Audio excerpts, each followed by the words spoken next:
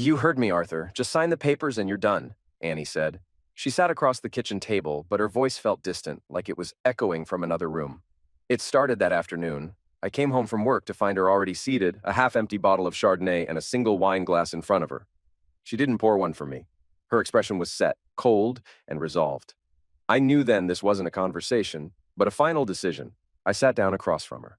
She didn't ask how my day was. No greeting, no hesitation. Just, "I'm leaving you, Arthur." She had found her soulmate. His name was Paul. Someone from work who made her heart sing, a phrase that landed like a slap. After 25 years, 2 kids, and a paid-off house, I was suddenly unnecessary. I should have felt something. Rage, despair, but mostly I felt numb. Her words blurred, distorted, like she was underwater. Our life flashed in fragments. High school sweethearts, college, Sally born 6 months after the wedding, solid jobs, mortgage paid off, vacations, photo albums, decent savings. We said, "I love you," maybe out of routine, but we said it. We were a quiet, steady pair. I thought we were still headed toward retirement together, but not anymore. She kept talking. Justifications, blame, explanations. Arthur, look at me!" It took effort to meet her eyes. The kitchen looked dim, though the lights were on. I felt detached, like I was watching someone else live this. "You must sign these," she said, jabbing at the divorce papers in front of me. Her voice sliced through my haze, but I still couldn't move. She grew more agitated, her face twisting with anger. Then she slapped me. It wasn't the sting I remember, but the idea of it, the certainty of the mark it left. Still, I didn't react. I couldn't. She grabbed her purse, the door shut behind her. Through the window, I watched her taillights fade. Moments later, another car pulled up. She got in without hesitation. It didn't linger. Just turned the corner and disappeared, taking her to Paul, to whatever life she'd planned, leaving the papers behind like a final act.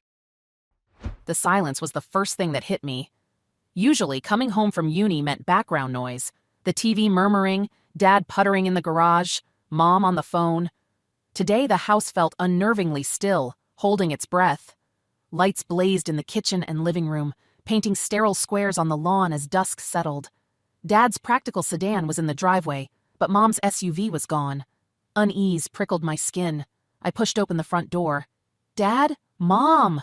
My voice sounded too loud in the quiet. Dropping my heavy backpack onto a dining chair with a thud, I walked towards the kitchen, the source of the light, and stopped dead. Dad was sitting at the table, exactly where I'd often find him reading the paper, but utterly, terrifyingly still. He wasn't reading. He wasn't looking at anything. His gaze was fixed on some point beyond the kitchen wall, his eyes wide, unfocused, almost milky, like a doll's eyes. Dried tracks, like tears that had evaporated, stained his cheeks, but he wasn't blinking. A thin thread of saliva escaped the corner of his slack mouth, darkening a patch on his shirt. On the table before him lay a stack of crisp documents, littered with bright yellow "Sign Here" flags. Across from him, my mother's favorite Chardonnay stood open, the glass beside it almost empty. Panic seized me, cold and sharp. "Dad!" I reached out, my hand trembling, and touched his shoulder. "Dad, hey!" No response, not a twitch. I rounded the table, crouching to look directly into his face. The blankness there stole my breath. "Dad, wake up, Dad!" Tears welled, hot and urgent. I shook his shoulder gently at first, then harder. Nothing. A strangled sob escaped me. "Okay, Sally, breathe. Slow down. Dad needs help." My fingers fumbled with my phone, dialing 911. My voice shook as I explained. My father, Arthur Smith, unresponsive. I gave my name, our address.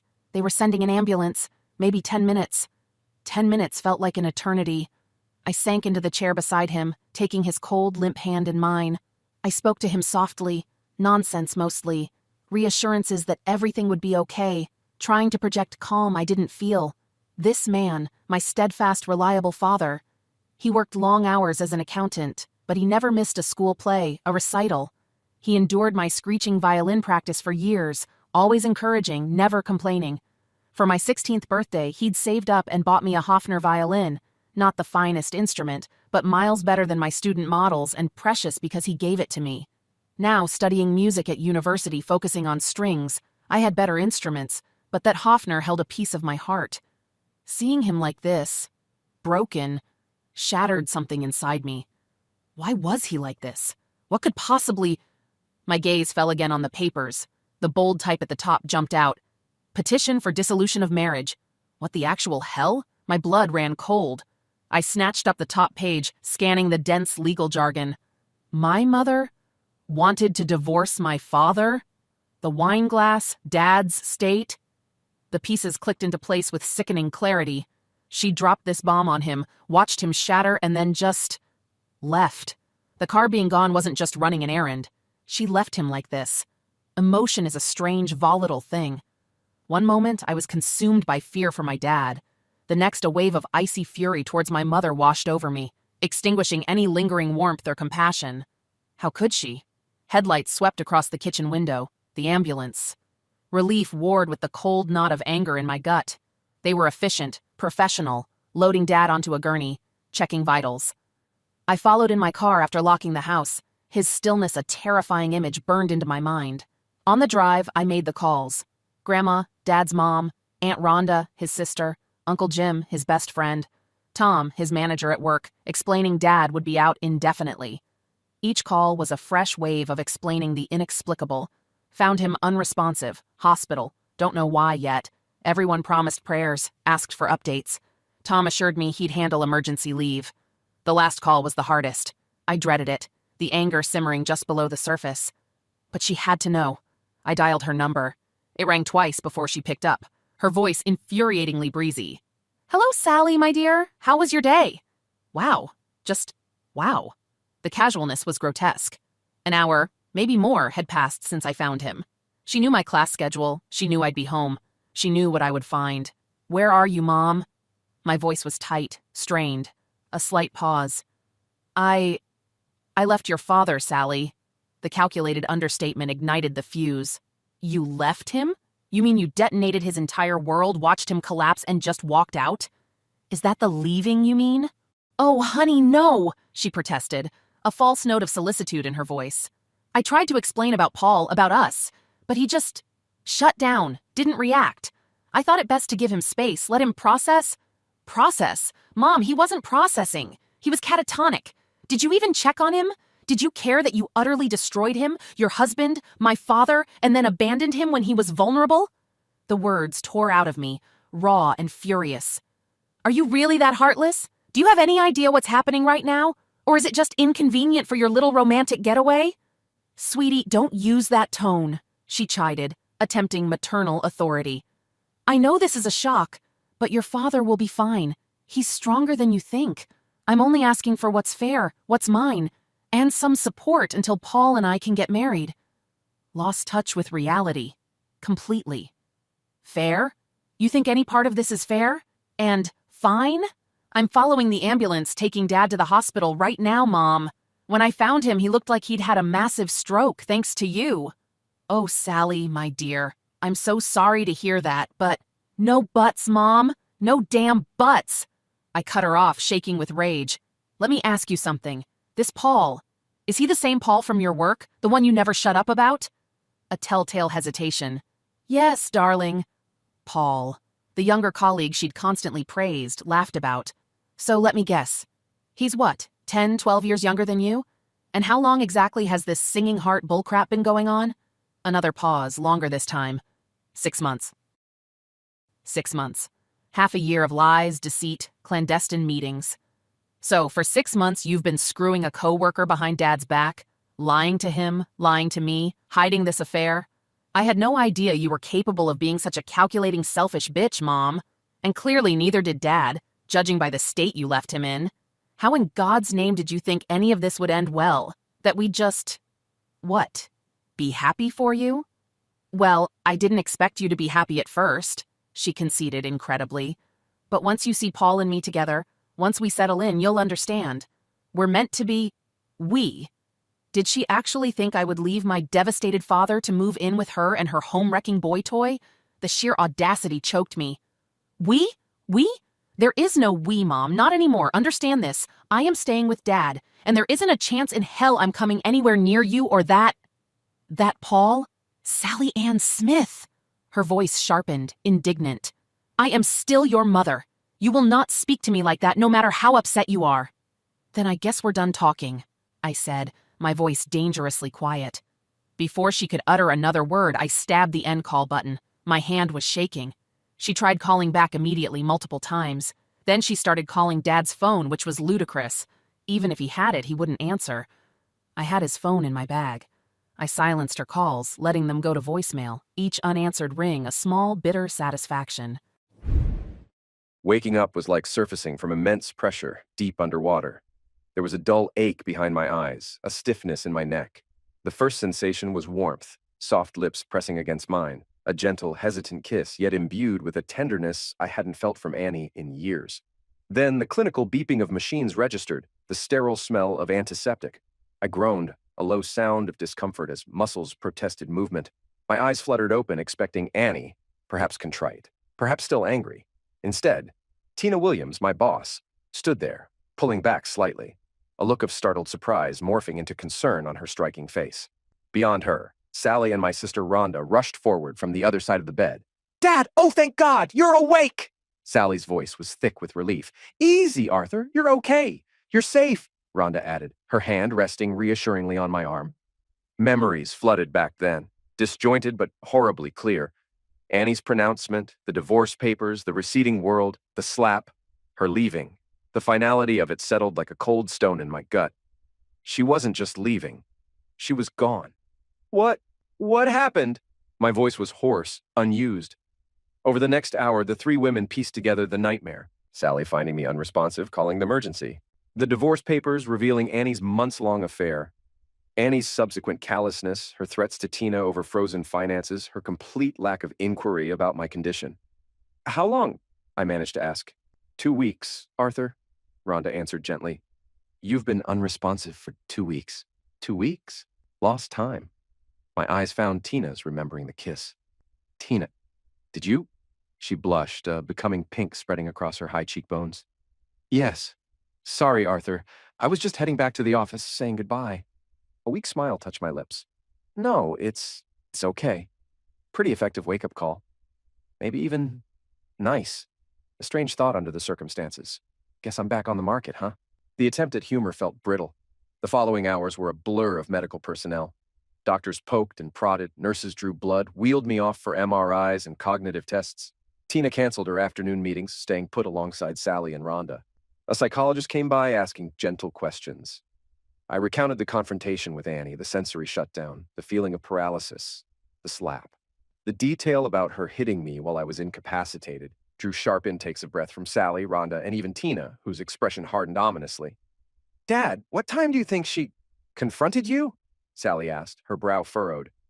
"Around 5, I guess. Why, honey?" "Because I got home after 7:30, she said grimly. "She must have left you alone like that for over 2 hours." The psychologist nodded gravely. "It's not unheard of, sadly, for individuals experiencing acute emotional trauma or shock to enter a dissociative state. The physical blow while unresponsive and the subsequent abandonment that clearly constitutes neglect, possibly mistreatment." Rhonda suddenly interjected. "Arthur, remember Billy Johnson, the older kid who used to bully you in the park?" I nodded slowly. "Mom and Dad told me once they found you just lying on the grass, completely out of it after he'd been teasing you. Took you home, put you to bed. You woke up the next morning fine. They never thought much of it, but..." "Yeah, I remember," I murmured. "Billy pushed me down. Everything went fuzzy. Woke up in my bed. It seems plausible," the psychologist mused, "that a similar, albeit much more severe, protective mechanism kicked in when faced with overwhelming emotional distress.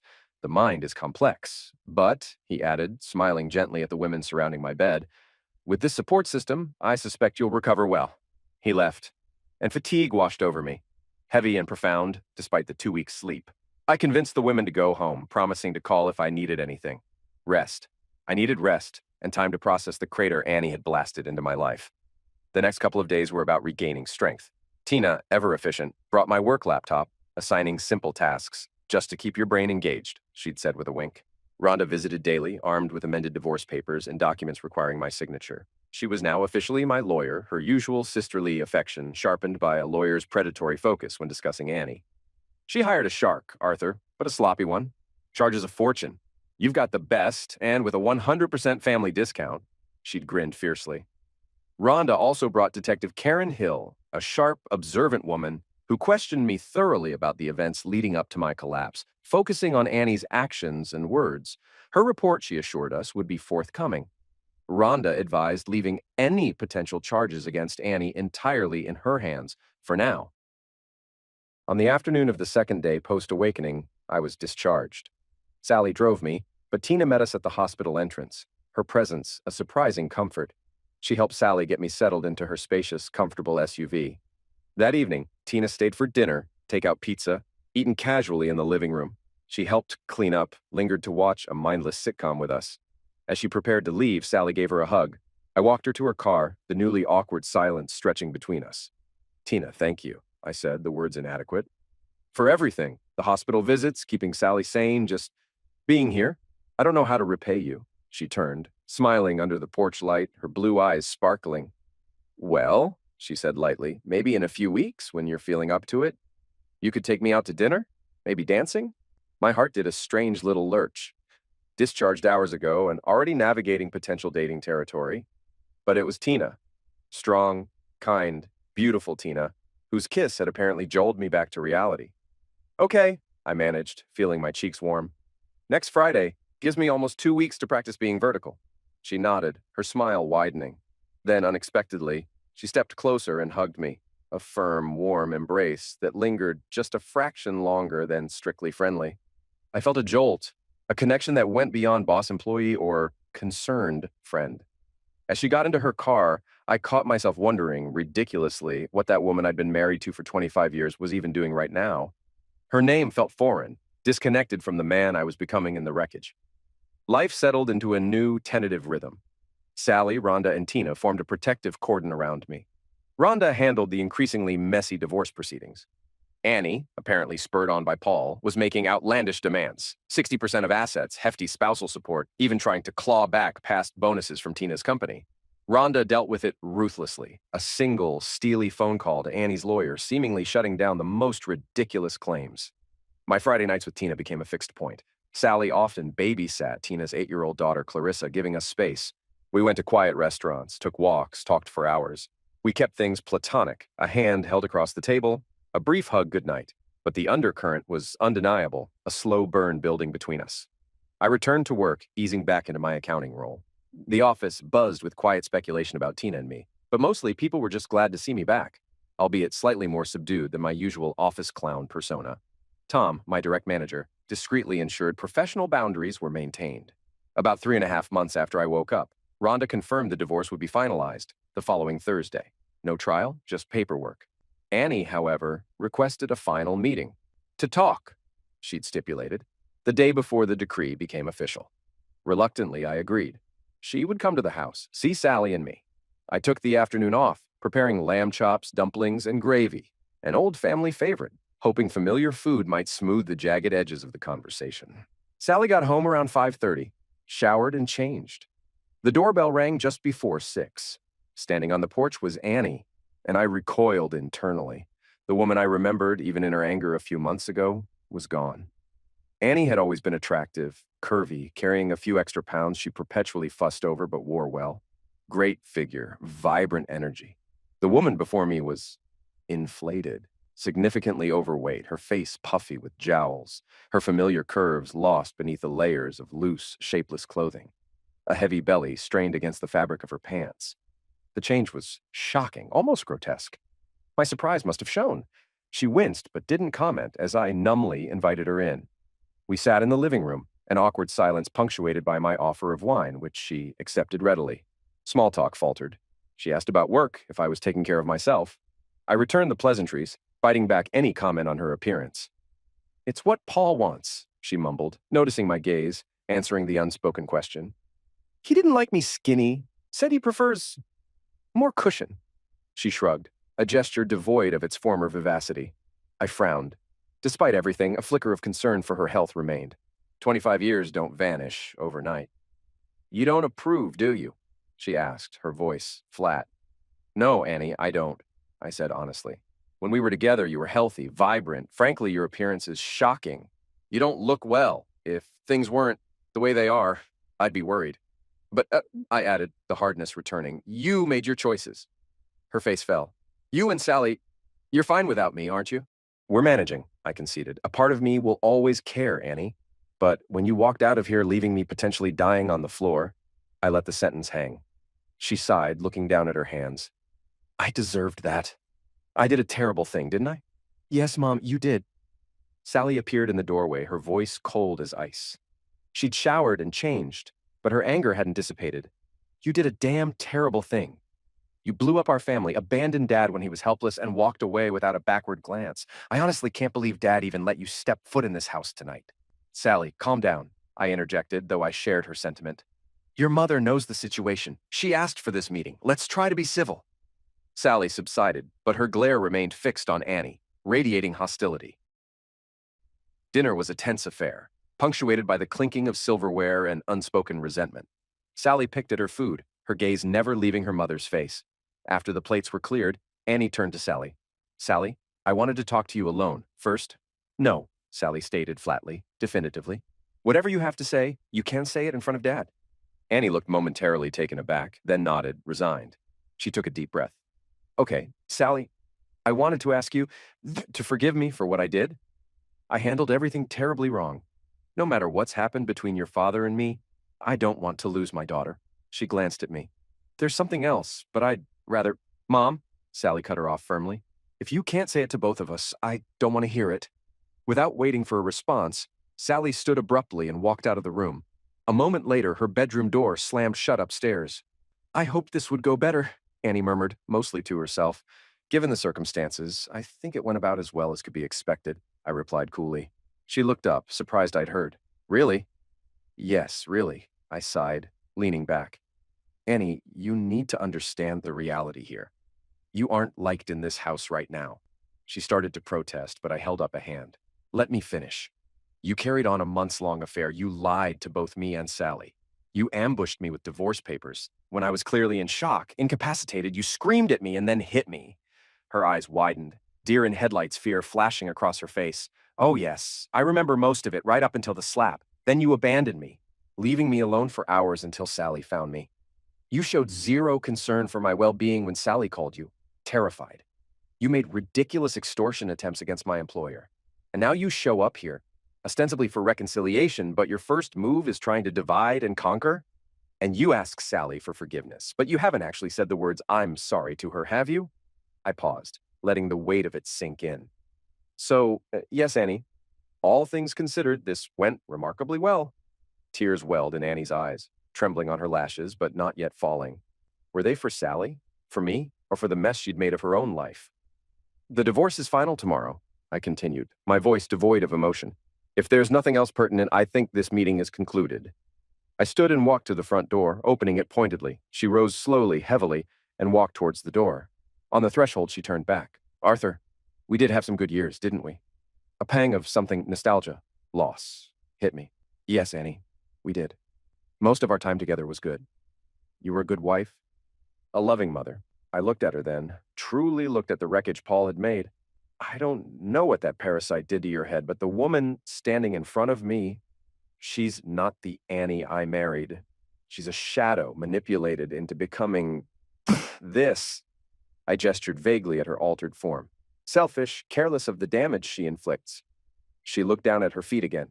You really mean that? It wasn't a question. Yes. She turned to leave, then hesitated one last time, looking utterly broken. Arthur, about the house. The money, Paul said I should ask for— there it was.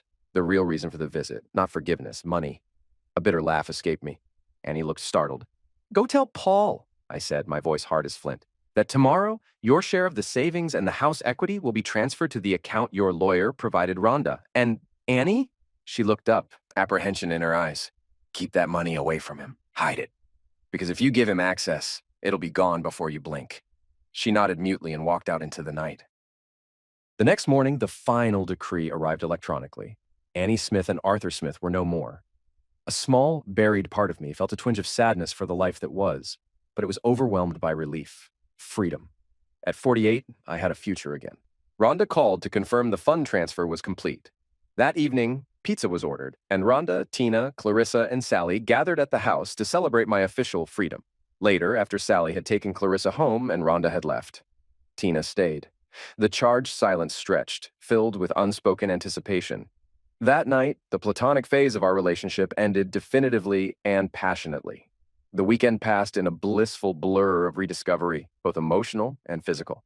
Tina's slight squeak when she sat down on Monday morning, coupled with the possessive fire in her eyes, told me I'd done something right. Life accelerated. Clearing out the last vestiges of Annie's presence from the house felt cathartic.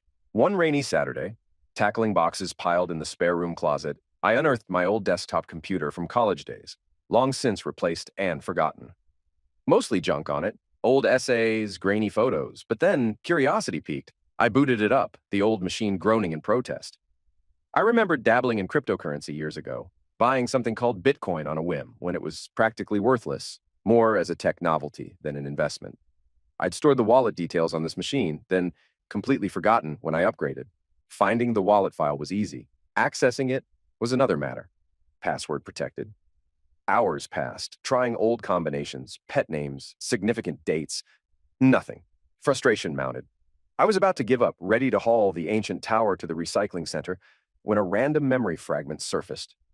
A complex passphrase tied to an obscure sci-fi novel I had loved back then. My fingers flew across the keyboard. Access granted. My heart hammered against my ribs. The wallet opened. A string of characters, and then the balance. It took a moment to register. The number of bitcoins wasn't huge, but the current market value.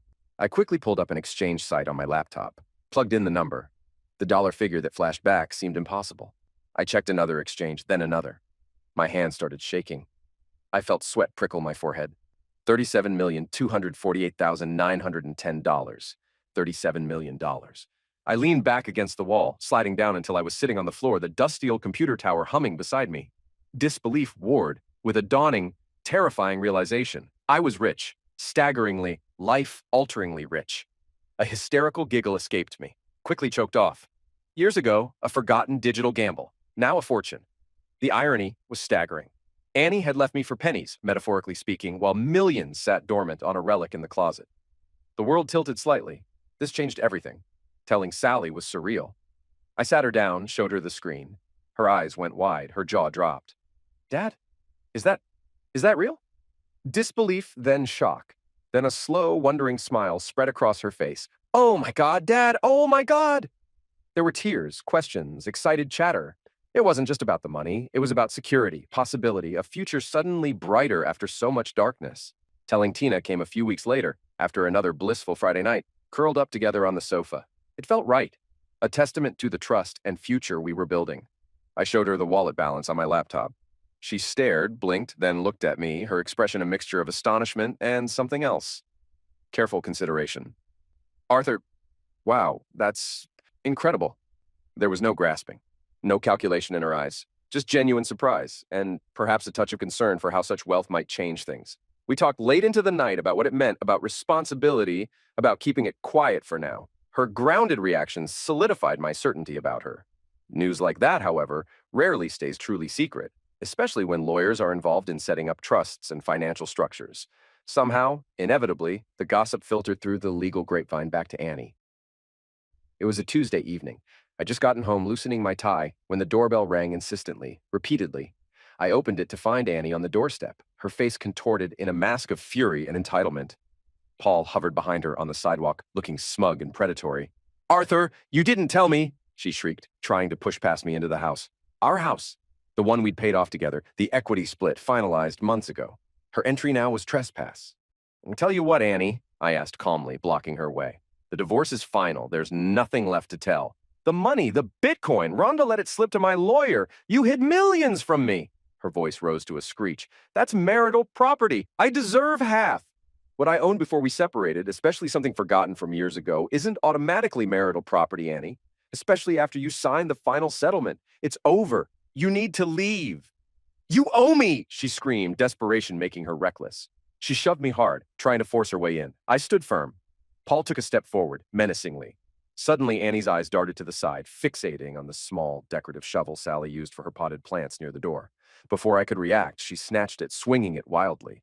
I raised my arm instinctively to block. The metal edge connected sharply with my forearm, sending a jolt of searing pain through me.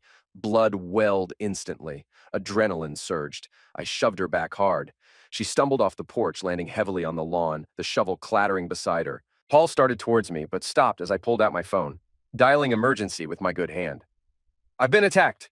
My ex-wife attacked me with a shovel. Send police immediately. Annie scrambled to her feet, wild-eyed, as sirens wailed faintly in the distance. Paul grabbed her arm, pulling her towards their car. They sped off just as the first police cruiser rounded the corner. The officers took my statement, photographed my bleeding arm, which required stitches later, and documented the scene. A warrant was issued for Annie's arrest attack with a tool. She was picked up later that night. The repercussions were swift and ugly. A few nights later, I woke to the sound of crackling and shouting. Rushing to the window, I saw my sedan engulfed in flames in the driveway, neighbors gathering on the street, arson. It wasn't hard to guess who was responsible. Enough was enough. The next day, I hired a top-tier private investigator and instructed Rhonda to pursue every legal avenue. The PI quickly found footage from a neighbor's security camera, grainy but clear enough, showing Paul, hooded but identifiable, sneaking up to my car, dousing it with accelerant, and setting it ablaze before fleeing. The legal machinery ground into motion.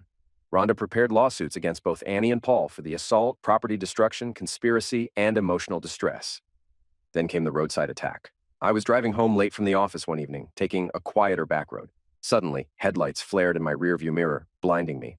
A dark, nondescript sedan tailgated aggressively before swerving sharply in front, forcing me to slam on the brakes. Simultaneously, another car blocked me from behind. Two men jumped out of the front car, yanking open my driver's side door before I could even react. "Get out, wallet, now!" one snarled, his face obscured by a beanie pulled low. Not Paul, not Annie, hired thugs. "What wallet?" I stalled, my mind racing, heart pounding against my ribs. "The crypto wallet, a-hole! The keys! Where are they? Give them up!" Panic threatened to overwhelm me, but anger surged hotter. They knew. Annie and Paul must have sent them. This wasn't just about divorce bitterness anymore, it was dangerous. In the trunk, locked in a secure case, was my .357 Magnum, legally owned, which I'd taken to the range earlier that week, and hadn't yet unloaded back into the house safe. A risky thought, but maybe my only chance. Okay, I stammered, feigning terror. It's in the trunk, in a briefcase." The second thug, keeping an eye on the road, grunted. "Get it, quick!" My hand shook as I popped the trunk release. I got out slowly, hands raised slightly. One thug followed me closely, the other watched the road. At the trunk, I fumbled with the case locks, my fingers slick with sweat. Clicking it open, I didn't reach for the non-existent briefcase. I grabbed the heavy Magnum, the cold steel a solid reality in my hand. Spinning around, I raised the weapon, not aiming directly at them, but pointing it skyward. "Get the hell away from my car! Now!" They froze, eyes wide with shock above their masks. The sight of the powerful handgun clearly wasn't part of their plan. I fired 2 shots into the air. The roar of the Magnum echoed deafeningly in the quiet night. That broke their nerve. They scrambled back into their sedan, tires screeching as they executed a clumsy U-turn and sped off into the darkness. The car behind me peeled out in the opposite direction. Shaking uncontrollably, adrenaline turning my legs to jelly, I got back in my car, locked the doors, and immediately called Rhonda, then the PI. The connection was undeniable now. Annie and Paul were behind this, escalating from demands and vandalism to outright violent robbery attempts. The next day, on Rhonda's and the PI's advice, I hired professional security guards for the house. We consolidated all the evidence: police reports from the shovel attack and the arson, the PI's footage of Paul burning the car, my testimony about the roadside ambush, financial records showing Annie's desperation post-divorce settlement depletion, likely by Paul. The attempted robbery, linked back to them through motive and timing, added severe felony charges to their growing list. The legal battle was brutal, but decisive. Annie and Paul, facing overwhelming evidence for assault, arson, conspiracy, and attempted robbery, had little defense. Their lawyers attempted plea bargains, but fueled by the escalating attacks and the threat to my life, I refused any deal that didn't involve significant jail time. Rhonda was relentless in court, presenting a clear narrative of greed, betrayal, and violent desperation. The divorce was already final, a clean break, legally sealed before the worst of the attacks. The subsequent criminal trials were swift. Annie, weeping and portraying herself as manipulated by Paul, received a lesser but still substantial sentence due to her direct involvement in the assault and conspiracy. Paul, identified definitively in the arson and implicated as the ringleader in the robbery attempt, got a much longer term. Life moved on, scarred but not broken. A year later, Tina and I stood before a small gathering of friends, family, and colleagues beside a tranquil lake, bathed in the warm glow of the afternoon sun. We exchanged vows, simple words carrying profound weight. Sally stood beside Tina, radiant. Clarissa, our flower girl, beamed. It wasn't about erasing the past, but building a new, stronger future on solid ground. Annie and Paul remained incarcerated, their choices leading them to concrete walls, while ours led us here to love and rebuilding. The $37 million, managed wisely, provided security. But the true wealth was found not in a forgotten digital wallet, but in the resilience of love, the loyalty of family, and the quiet strength discovered in the face of betrayal.